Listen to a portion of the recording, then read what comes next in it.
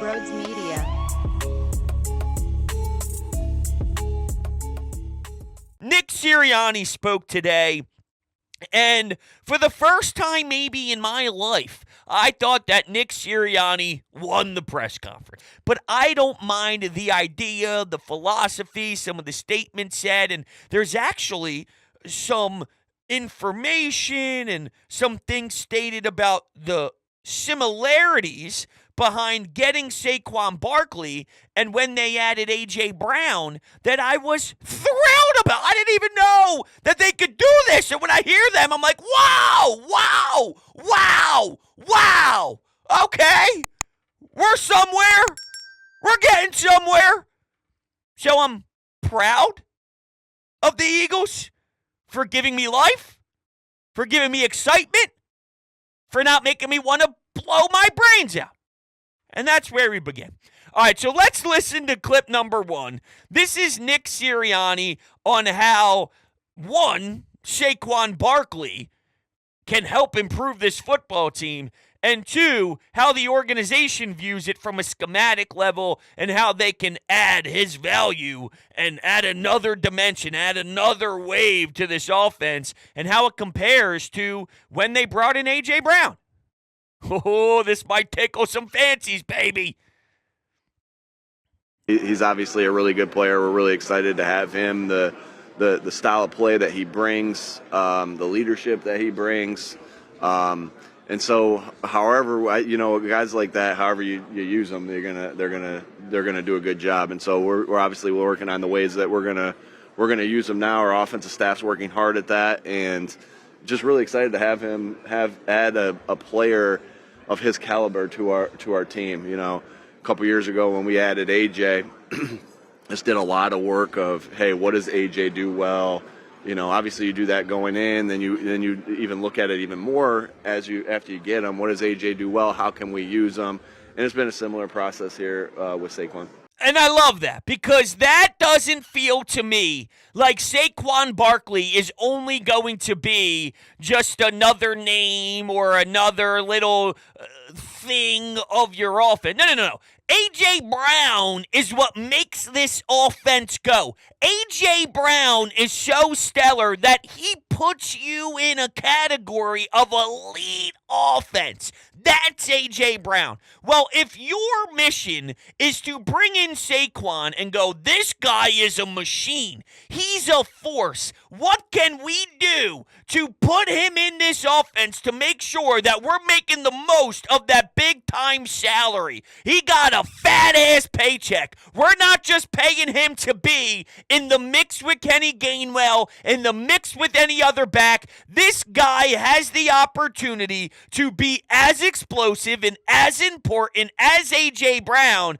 So A.J. does X, Y, and Z well. Let's do it. Okay, Barkley does X, Y, and Z. Let's do it. And that might sound like a no-brainer. I hope to God that they do that stuff because that's coaching 101. If you're not applying that level of detail to your newly added weapons, then what the hell are you doing from a coaching level? Should we be praising a coaching staff for doing what your job is? And, I mean, yeah, kind of. Isn't that exactly what we do in sports in general? When a team wins a championship, their job is to try and win a championship. When they do it, we praise it. We don't go, no one's going to the parade this year because, well, they're paid to win and then they won, so they did what they're paid to do. No, you appreciate, especially when you had questions on, does this coaching staff even do this? I didn't know if they did this. Honestly, I had no idea. In what world did last year's offense or any offense outside of Shane Steichen's offense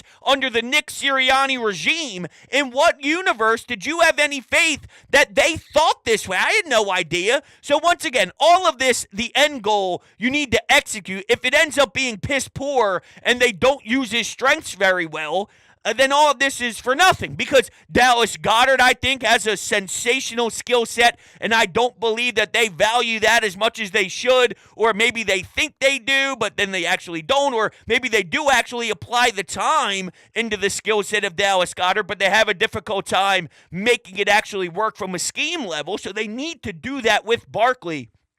Their approach, though, this offense, or excuse me, their approach this offseason with the offense definitely makes me believe that he is going to have such a significant impact. I didn't know that, though. I didn't know that. I was afraid that we'd see the Kenny Gainwell in a 2-minute offense. They're going to try and mix in a Kenny Gainwell because they like his attitude, they like his toughness, they like this, they like that. No. The words of A.J. Brown and Saquon Barkley being married in the same sentence lets me know that they have a focus that this guy is going to be a staple. When you talk A.J. Brown, you talk staple of offense. When you say Saquon Barkley, and you view it the same way you did when you brought in A.J. Brown from the Tennessee Titans, that says to me, staple of the offense. And that might sound silly because, well, when he got to the Eagles and when all the national reporters were screaming, oh my God, can you believe Howie Roseman got Saquon Barkley? You would envision a world where this was inevitable. Well, I can't believe you're praising it as much as you... What do you mean? What do you mean? What do you mean? I've seen running back by committee for a while now. We had DeAndre Swift, who had an awesome season, and we saw too much Kenny Gainwell. We just saw too much Kenny Gainwell. So I don't know. This calms down my nerves a little bit. A little bit. Okay? Now, let's hear Nick Sirianni on leadership. Because this is pretty fascinating, and for once, I see a side of Nick Sirianni that I'm not normally accustomed to seeing, and it makes me happy. Did he call somebody out? Let's listen. Let's listen. Yeah, leadership's going to be really important. It's going to be really important, especially when you lose two guys like Jason Kelsey and Fletcher Cox. Leadership has to come from somewhere. When there's a void from one spot, it's going to have to come from somewhere, and I'm excited to see who steps up. I know Jaylen will step up. I know Devontae Smith will step up. I know A.J. Brown will step up. I know Landon Dickerson has very special leadership qualities that I'm excited to see. Lane's always been a leader. Jordan Mailata, I think he has very special leadership qualities that have been untapped a little bit that he can use because, Jason's been in charge of that group. Saquon, obviously I'm fresh into knowing him, but have never heard, all I've ever heard is how good of a leader he is. So we have a lot of guys in place to be able to do this and step up with their leadership. And it's going to be necessary because that's what helps leadership. Culture, all right, in the addition to the talent is what helps you do special things. I agree. I have been screaming from the mountaintops since Jason Kelsey and Fletcher Cox retired that they desperately need to find ways to get back into a high level of leadership. And there were questions about Jaylen Herz, and I have a lot of faith in Jaylen Herz, but to say that the questions were not warranted or not there is unfair. There's legitimate reasons to at least have dialogue. Doesn't mean he can't get better, doesn't mean he can't improve. So it's real, and I do expect 2, 3, 4 years down the road, we go, wow, I am really, really in love with the way Jaylen Herz has adapted since the one collapse year, and he has really become such a different quarterback and hit a level of greatness that we all knew he could. We were just waiting for it to happen because the kid is still in his young 20s, mid-20s,